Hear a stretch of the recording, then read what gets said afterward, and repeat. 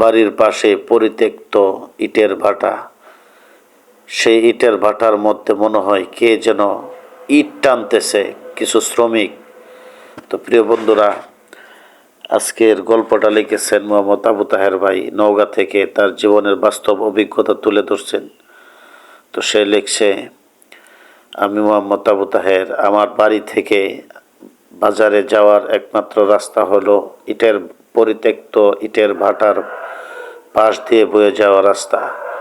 আমি বাজারে দোকান করি, তাই আমার প্রতিদিন বাজারে আসা যাওয়া করতে হয়। আমি আমার বাইসাইকেল নিয়ে প্রতিদিন বাজারে আসা যাওয়া করি। হঠাৎ একদিন আমার দোকানের হিসাব নিকাশে একটু সমস্যা হওয়ায় আমার ফিরতে একটু রাত হলো। আনুমানিক রাত্রে 11:30 থেকে 12টা এরকম রাত হয়ে গেছে। তখন আমি আমার বাইসাইকেল ধুয়ে ইটের ভাটার পার্শ্ববর্তী যে রাস্তা, সেই রাস্তা দিয়েই রওনা করলাম বাজার থেকে। কোনো কারেন্ট নাই, বিদ্যুৎ নাই, এলাকা জনমানব শূন্য এলাকা। আর ইটের ভাটা এটা একটি হাওরের মধ্যে হওয়ায় এর আশেপাশে কোনো বাড়িঘর ছিল না। হঠাৎ যখন আমি ইটের ভাটার কাছাকাছি আসলাম, তখন আমার কাছে মনে হলো এই ইটের ভাটার মধ্যে কিছু মানুষ কাজ করতেছে। ইটের শব্দ হচ্ছে, মানুষ কাজ করলে যেরকম শব্দ হয়, ইটের শব্দ হচ্ছে, খটখট খটখট আওয়াজ আসতেছে। তো আমি প্রথমে খেয়াল করলাম না, তারপরে আমার কাছে আবার মনে হলো ওখান থেকে নূপুরের ঝনঝনানি আওয়াজ আসছে। তো আমি ভাবলাম এই আওয়াজগুলো কোথা থেকে আসতেছে। তখন আমার হঠাৎ করে মনে হলো এই ইটের ভাটা এটা তো পরিত্যক্ত ভাটা। এই কথা যখন আমার স্মরণে আসলো, তখনই আমার শরীরের প্রত্যেকটা পশম দাঁড়িয়ে গেল এবং আমার সাইকেল সামনের দিকে এগোতে পারতেছে না। আমার কাছে মনে হলো কে যেন আমার সাইকেল পিছন দিকে টান দিয়ে ধরে রাখছে। তখন আমি বললাম, কে এখানে, আমার সাইকেল ধরছো কেন? তখন ইটের ভাটার ভিতর থেকে আওয়াজ আসলো, তোর তো এই সময়ে এখানে থাকার কথা না, তুই এই সময়ে এখানে কেন? তখন আমি বললাম, আমার দোকানে একটু সমস্যা হয়েছে, তা আমি এখান দিয়ে আর কোনোদিন আসবো না। তো এরকম বলার পরে আর কোনো আওয়াজ আসলো না, একেবারে শান্ত হয়ে গেল। আমি চোখে মুখে কোনো কিছুই দেখতে পাচ্ছি না, শুধু অন্ধকার আর অন্ধকার দেখতে পাচ্ছি। তারপর দেখলাম আমার সাইকেলটা মনে হলো কে যেন ধরে রাখছিল। এখন মনে হচ্ছে আমার সাইকেলটাতে একটা ধাক্কা দিয়ে আমাকে সামনে এগোতে সাহায্য করলো। তারপর আমি আর একটু সামনে যাইতেই আমার কাছে মনে হলো সামনের যে রাস্তা ছিল সেই রাস্তা ফুরিয়ে গেছে। সেই আর কোনো রাস্তা দেখতে পাচ্ছি না। এখন আমি শুধু দেখতে পাচ্ছি সামনে বিশাল বড় নদী। আমি চিন্তা করলাম এই নদীতে আমি কিভাবে ঝাঁপ দিব, সাইকেল নিয়ে কিভাবে নামবো, আর এখানে তো নদী ছিল না। তখন আমার কাছে মনে হলো আমার পিছন থেকে কে যেন আমার ঘাড়ের মধ্যে গরম নিঃশ্বাস ছাড়তেছে। তখন আমি ভয়ে পিছন দিকে তাকাবো এই সাহসও করতে পারতেছি না, আবার সামনে যাওয়ার রাস্তাও পাচ্ছি না। আমি তখন কি করব আমার কোনো কিছুই মাথায় ঢুকছে না।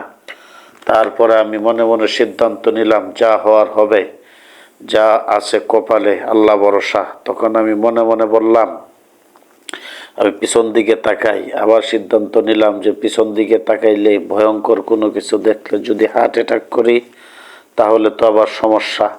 তাই আমি পিছন দিকে না তাকিয়ে আমি সামনের দিকে তাকিয়ে রইলাম।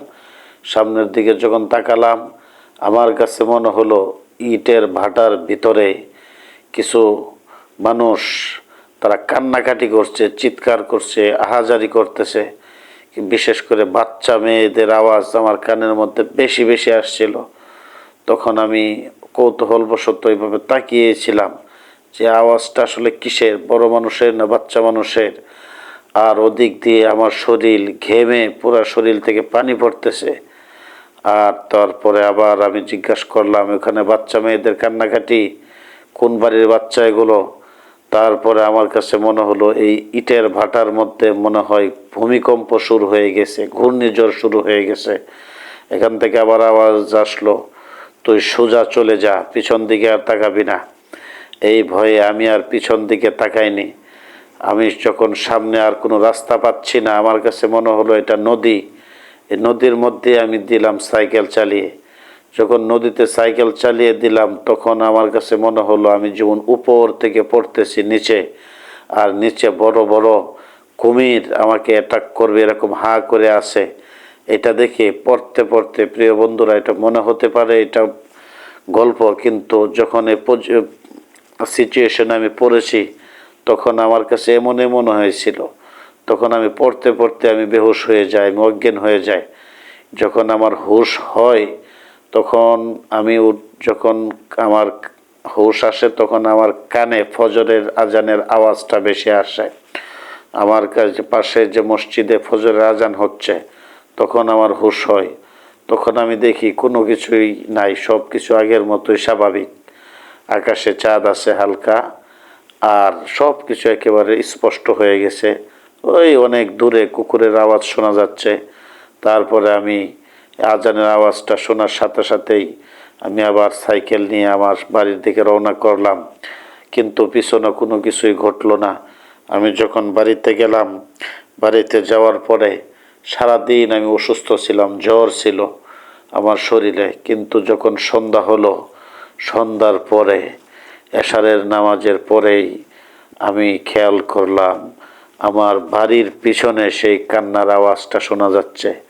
তখন আমি আমার স্ত্রীকে বললাম, দেখো আমার বাড়ির পিছনে কে যেন কান্নাকাটি করছে। আমার স্ত্রী বলে, কোথায়? আমি তো কোনো কান্নার আওয়াজ শুনি না। আমার কানে এরকম আওয়াজ দিয়ে আমাকে ডাকছে, একটু বাহিরে আসো, আমাকে উদ্ধার করো। তারপরে আমি একা একাই বাহিরে বের হয়ে গেলাম। সঙ্গে পিছনে পিছনে আমার স্ত্রীও আসলো। আমার স্ত্রী হাতে লাইট এবং মোবাইলের লাইট নিয়ে আসলো, কিন্তু সে আশায় আমার সামনে আর কোনো কিছুই আমি দেখতে পেলাম না। প্রিয় বন্ধুরা, এইভাবে গেল প্রায় 3 দিন পর্যন্ত। আমাকে ডেকে ডেকে সে আমাকে ঘর থেকে বের করে ফেলছে। অবশেষে লোকমান সাহেবের কাছে গেছি, গিয়ে ওখানে চিকিৎসা নিলাম। ওইখান থেকে ওরা দাবি করলো যে অনেক বছর আগে এই ভাটা যখন চালু করেছিল তখন এই ইট ভাটার মালিক একটি নাবালিকা মেয়েকে এইখানে বলি দিয়েছিল, ভোগ দিয়েছিল, যে ভোগ না দিলে ইটের ভাটায় আগুন জ্বলবে না, এরকম স্বপ্নে দেখিয়েছিল তাকে। সেই থেকেই এইখানে প্রত্যেক বৎসর এভাবে একটি একটি নাবালিকা মেয়ে দিতে হতো, তা না হলে এখানে আগুন জ্বলতো না।